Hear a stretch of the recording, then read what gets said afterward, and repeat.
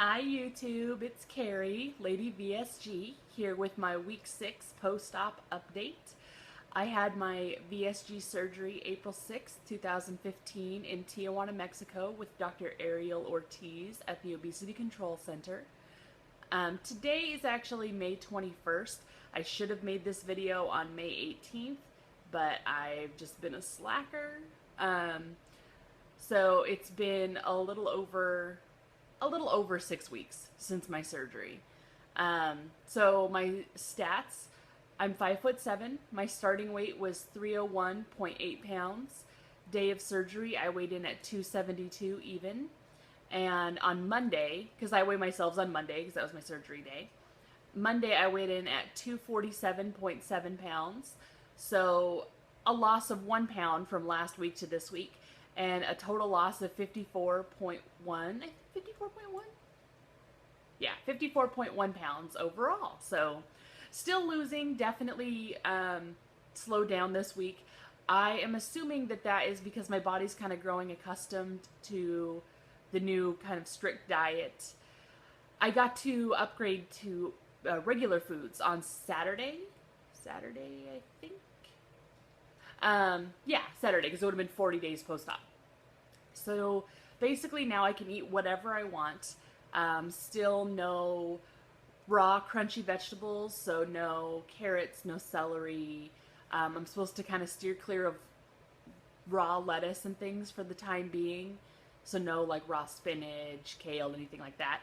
The nutritionist did say if I want to make smoothies, I can put those into my Vitamix and make a smoothie with them. But it's something to do with actually digesting that plant material, chewing it in my mouth, and it can be all stringy and stuff. So I'm supposed to hold off on those for now. Also, basically no crunchy things. So no nuts or seeds, no taco shells, no potato chips until 3 months post-op. So I had my surgery April 6th, so 3 months post-op would be July 6th. So probably 4th of July, I'm going to let myself have potato chips if I want them.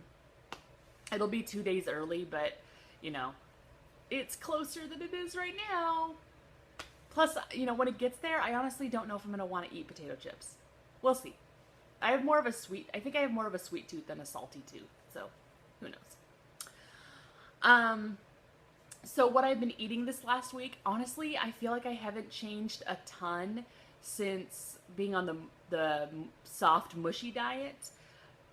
I still do. I don't know why this is. I'm still eating eggs, but I'm still only getting them scrambled, which is, beforehand I had no problem with eggs. My only problem was runny yolks because of this incident when I was a little kid and I ended up throwing them up. But it wasn't the eggs' fault, like I was sick and made a terrible life choice eating sunny side up eggs. But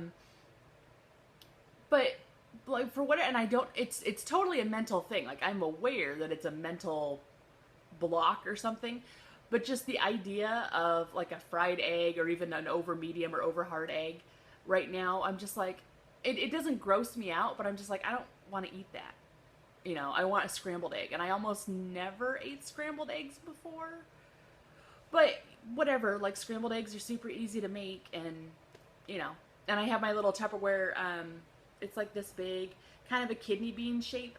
It's a little omelet maker, so I can scramble, I guess, like whip up an egg, put it in there, microwave it for like a minute and a half, and it makes it kind of like an omelette-y texture. But that way, even if I don't feel like taking how long does it take to make scrambled eggs? 5 minutes. If I want to do it in 1 minute, I can do it in the microwave. So that's fine. I am eating like bacon now. I wasn't eating bacon when I was on soft foods. I would have, like, if we went out to breakfast, I would get sausage or something. So I did eat bacon. I missed bacon. Super good, you guys. Other than that, I feel like it hasn't changed a whole lot. I haven't tried steak yet. I haven't really tried seafood. But it's weird. Like when I'm at the beach, I'll totally eat seafood. Oh, no, that's a lie, because a couple weeks ago we went to the beach. I had those oysters. So, I had oysters, and that was fine. but I haven't had like fish or anything since because I just don't usually make it. Uh, yeah, so I haven't had steak yet. I had a lot of chicken, you know, poultry, things that are kind of inexpensive. I'm probably not. I'm not eating as low carb as my doctor would like. I mean, I baked bread yesterday because I like baking bread. It makes me happy, and so then I ate a little bit of bread. You know, obviously not low carb. But okay, I'm trying to organize my thoughts as I'm recording this, which is a little sloppy. So hopefully next week I will be back like on the right day with my thoughts organized and less of a mess. But that's kind of what I'm eating. I'm feeling really good. I feel guilty because I have not been working out. So that's my own fault. I feel like that's also probably why the weight loss slowed down this week. Still trying to get in Zumba twice a week, trying to make sure that I'm getting my steps in with my Fitbit and everything. And I still have not made it to the hot yoga class because I'm such a slacker and it's at 6 a.m. And, and I know I purposely picked the 6 a.m. class because I can get up and do it and come back and take a nap. I have plenty of time before my shift starts at 2 o'clock. And I just need to suck it up and go. So I don't want to promise that I'm going to go to tomorrow's class, but I really need to go to tomorrow's class just to give it a try. We'll see. So feeling pretty good. The big thing I want to talk to you guys this week about is kind of gross. So if you don't want to hear about constipation, you could probably just stop watching now. That's the big thing that I've noticed this week. And also, granted, it doesn't affect how I feel. It's not comfortable. I've never had a problem with constipation before, but definitely since upgrading from purees to mushies, it's been like, oh, it's like pooping out a pumice stone now. Like it's super uncomfortable and painful. And I actually I have given myself a hemorrhoid, and what's the opposite of delightful? It sucks. It's the worst. So, a couple of things that I'm doing to sort of combat that, to try and make the hemorrhoid go away, make this never happen again.